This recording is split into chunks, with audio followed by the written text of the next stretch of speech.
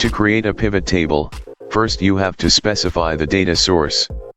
To use worksheet data, click a cell in the range that contains the data. Make sure that your data is organized in columns with a single header row, and that there are no blank rows in the range or table. On the Insert tab, in the Tables group, click Pivot Table. In the Table or Range box, verify the range. Excel automatically determines the range for the pivot table report, but you can replace it by typing a different range. Choose where you want the pivot table report to be placed. Select New Worksheet to place the pivot table in a new worksheet. Click OK. In a new worksheet, Excel adds an empty pivot table report, and displays the pivot table field list so that you can add fields. To place a field in the default area of the Layout section, select the checkbox next to the field name in the Fields section.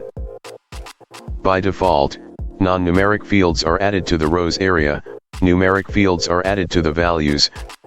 To change the style of table, on the Pivot Table tab, go to Pivot Table Styles, and select a style you like.